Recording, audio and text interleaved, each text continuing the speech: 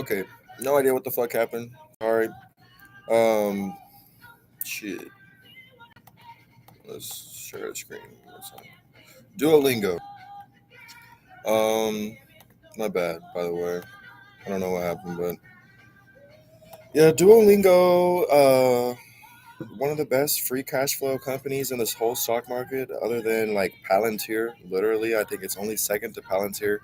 Over the last 3 months, it's down over 26%. It's down. It's been down like 30, yeah, 30%. Which is where I tried to get in right there. I'm very, very confident. Owning 60% of online learning as a whole. You don't get there by accident. You don't bring in, uh, you know, monthly increases in daily users and free. You don't bring in all that free cash, all that profit by accident. You don't grow that fast by accident.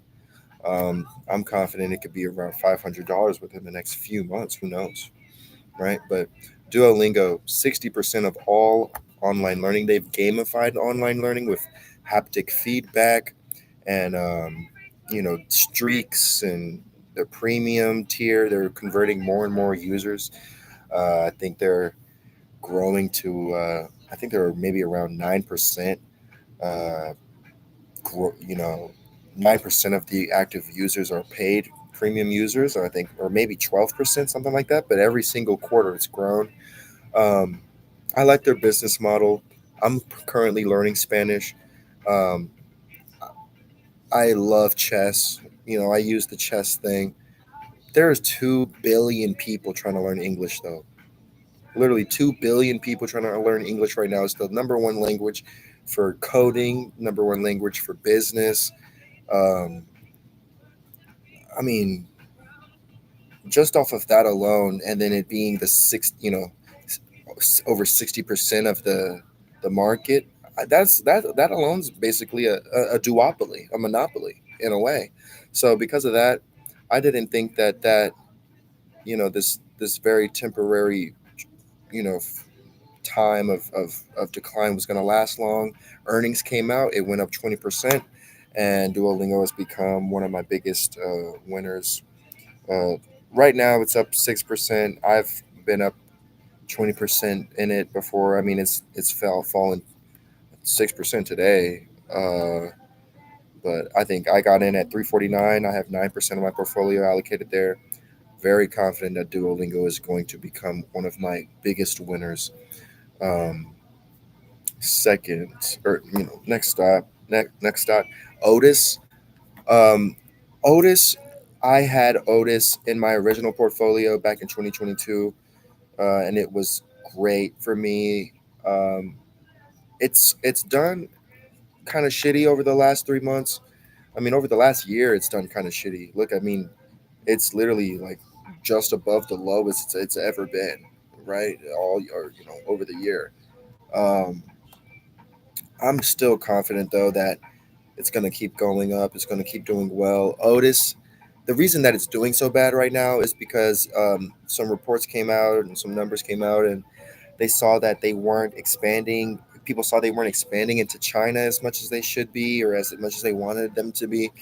Um, China is obviously building, you know, a shit ton of fucking skyscrapers, shit using a shit ton of concrete, and people were disappointed that Otis wasn't being contracted for those elevators and for those escalators. I think that Otis Otis's service contracts are going to be the main pushing driving factor in the growth for this company. You can't have, you know, all of these shit. Sorry, I thought somebody came in. Was coming in. You can't have all of these fucking elevators and not service them. You can't have an elevator on the trades at the World Trade Center on the at the airport. You can't have whatever you can't have it and not service it, right? And so I think that that's going to be the main reason why I'll stay in Otis, and I just think it's a great time to get in right now. I don't care that they're not expanding into China that much. You got to service your elevators, or it's illegal not to. So Otis, animal health care. Super niche sector, just like Otis. I like to be in these niche kind of, leaders in the sector. Um, Zoetis, animal health care, animal Medicare, animal vaccines, medicines. You know, who doesn't love dogs and shit? I fucking love my dog. You know, so shout out to Zoetis. They're not. It's not like United Healthcare or some shit. I'm gonna keep on investing in Zoetis. I think that, they haven't had a great 5 years, but I think long term they are the leader in animal healthcare, and I wanted to diversify. So that's what I'm in Zoetis for. Sorry if this music's loud as fuck. Shit, it's fucking annoying. Nvidia. Um, I'm in there. I don't have that much in there. I have $64 in there, so 5%. So Wedis is also 7.5%, but 5% in Nvidia. I'm buying $5 a day though. I'm trying to grow that and Duolingo as well as I'm putting $5 a day into both of those. I'm trying to grow those. Um, I mean, Nvidia 13 minutes ago got granted the export license for chip sales in China. Um, for giving the United States 15% of their revenue. Um, So there is not a company in out there that is. I mean, you could make up a company and people wouldn't believe that it's real if you were to make up Nvidia. You know, free cash flow, consistent growth, earnings, great earnings, um, kind of monopolistic, not as much as ASML, but still,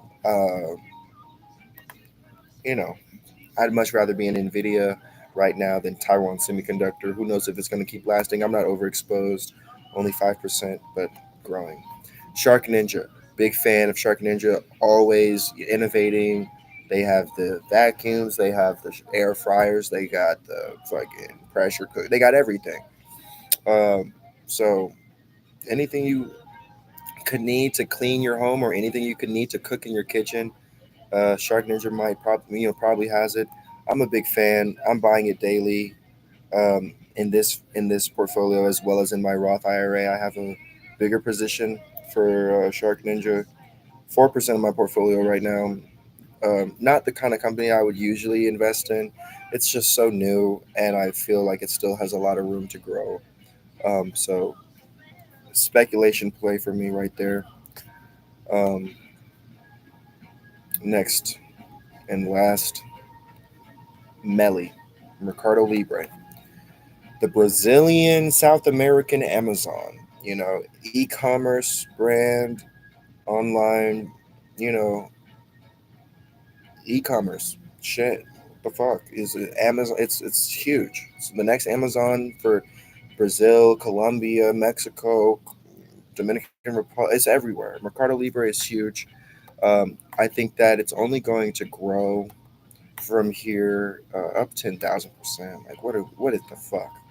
You know, um, I I don't know. If it's gonna do that well. I've done a little bit of research. I haven't done as much research into Mercado Libre as I have into everything that's above it, but still gonna daily cost average into that. I have a little bit of Ethereum, like $20. I got like $8 in XRP, $7 in Bitcoin.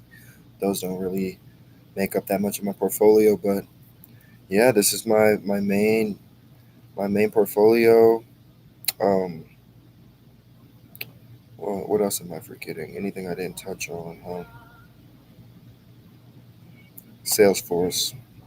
I think I might have forgot to touch on this.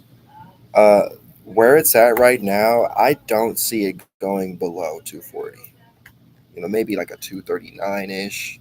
Yeah, but I literally don't see it going under 240 or 239. Like it's held this support all year. It's dipped, it's dipped, it's come back, it's dipped, it's come back. Um, I- it could, get back down there. Um, if it does, I'll just add more to my position. But I see it kind of taking that off this way from here. I don't really see it reaching to 160s again. I mean, that's just so ridiculous. Um, but if it does, I'll be adding. Yeah, that Salesforce. It's been pissing me off, but that's okay. I like to invest in companies that feel like have a long term success kind of thing. Things that won't hurt me too much if they fall in the future, but things that will do really well for me in the future if they do well. So, wide economic moat companies like Google, Salesforce, Equifax, Duolingo, you know what I mean? All these companies have such a wide economic moat. Mercado Libre, even a huge economic moat in South America, right? So, um, just wanted to, do these two videos to document my journey, not really for anyone else but myself, um, and just see how I get better at investing. Those were my 10 stocks in my main portfolio. Um, yeah, so I'll be back September 5th or maybe September 1st ish. To do this every once a month or so. So appreciate you for checking in, and see you in a month. Peace.